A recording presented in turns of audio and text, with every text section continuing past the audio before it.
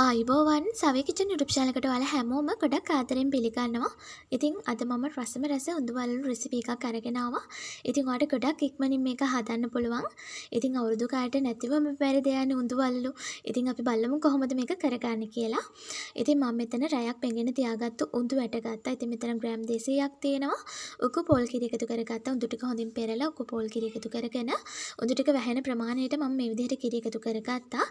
ඉතින් මම මෙන්න මේ වගේ කප්පකින් දාගත්තු නිසා ඔයාලට මෙන්න මේ විදිහට මැනගන්න ලේසි වෙයි. මම උස්ස පිරිසි කෝප්පකින් මේ විදිහට එකයි කාලක් එකතු කරගත්තා. ඉතින් මට ඒ කිරි ටික චුට්ටක් මදි වගේ කියලා හිතුණ නිසා මම නැවත එකතු කරගත්තා කෝප්ප කාලක්. ඉතින් සම්පූර්ණයෙන්ම මෙතන මම එකතු කරගත්ත පිරිසි කෝප්ප වලින් නම් පිරිසි කෝප්ප එකමාරක්.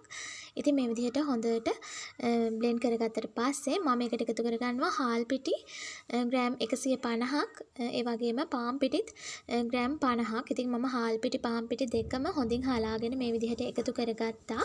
ඉතින් මෙතන සම්පූර්ණයෙන්ම උඳු ග්‍රෑම් 200යි පාන් පිටි ග්‍රෑම් 50යි හාල් පිටි ග්‍රෑම් 150යි මෙතන සම්පූර්ණම පිටි මිශ්‍රණය 400ක් තියෙනවා ග්‍රෑම්. ඉතින් මේ විදිහට හොඳට පිපිලා තියෙන්නේ මම මේක පැය 6ක් විතර පිපෙන තියාගත්තා. ඉතින් ඔයා දකින්න ඇති පිපිලා තියෙනවා. ඉතින් මේ විදිහට හදාගත්තට පස්සේ අපි පැණි මිශ්‍රණය හදාගමු. ඔන්න ඔයා මෙතෙන්දී රසණු ලුණු ටිකක් එකතු කරගන්න. ඉතින් මෙතන සීනි තියෙනවා පිටි ගත්තේ සම්පූර්ණම මම 400ක් නේ ග්‍රෑම්. ඒක නිසා සීනි ග්‍රෑම් 400ක් ගන්න ඕනේ. ඉතින් මේ විදිහට මම ඉස්සෙල්ලාම සීනි ටිකෙන් ටිකක් එකතු කරගෙන කැරමල් එක හදා ගන්නවා.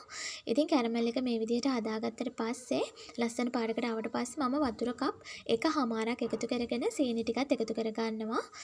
ඉතින් මම සම්පූර්ණයෙන්ම වතුර කප් එකමාරක් එකතු කරගෙන මේ විදිහට පැණි ටික උණු කරගන්න. ඉතින් පැණි ටික මේකට ඇත්තටම උණු වෙන පදමක් නැහැ. මෙන්න මේ විදිහට පළවෙනි පාර බුබුලු වෙනකොට ලිපෙන් ඉවත් කරගන්න. ඊට පස්සේ අපි බැටර් එක මෙන්න මෙහෙට පයිපින් බෑග් එකට එකතු කරගෙන මේ විදිහට කපා ගමු. ඉතින් ඔයාගේ මේ බැටර් එක ගොඩක්ම උකුයි වගේ නම් ඔයාලට පුළුවන් නැවත පාන් පිටි ටිකක් එකතු කරගන්න. ඔන්න ඔයා ළඟ වැනිලා තියෙනවා නම් මේ වෙලාවේදී වැනිලා තේ විතර පැන් ටිකට එකතු කරගන්න. ඉතින් මම කඩේ පිටි වලින් තමයි මේක හදාගත්තේ.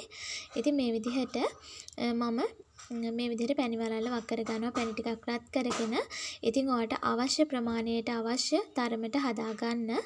ඉතින් මම චුට්ටක් ලොකු පැණි වලලු හදාගත්තා. ඉතින් ගොඩක්ම ලොකු නැහැ. තරමක වගේ ඒවා හදාගත්ත මේ විදිහට. ඉතින් මෙන්න මේ විදිහට ලස්සන පාටට ආවට පස්සේ ඔයාලට පුළුවන් මේක පැණි ටිකට එකතු කරගෙන ඉතින් මේ වෙලාවේදී පැණි ටිකත් මද රස්නෙන් තියෙන්න ඕනේ. ඉතින් මම ලිප් දෙකම පාවිච්චි කරලා මේ විදිහට පැණි ටිකට උඳු වලලු එකතු කරගත්තා. ඉතින් රස්නෙන් තියෙනකොට තමයි පැණි හොඳින් උරාගන්නේ උඳු වලලු වලට. ඉතින් ඔන්න ඔය විදිහට තමයි මම රසම රසට පැණි වලලු හදාගත්තේ. ඉතින් ඔයා try කරලා බලන්න. ඔන්න මේ තියෙන්නේ මම රසම රසට හදාගත්තු පැණි වලලු. ඉතින් මේක හොඳ ක්‍රිස්පි එකට තියෙනවා. ඉතින් මේ බලන්න කැඩුවාම ඇතුලේ හොඳට පැණි උරලා තියෙන්නේ.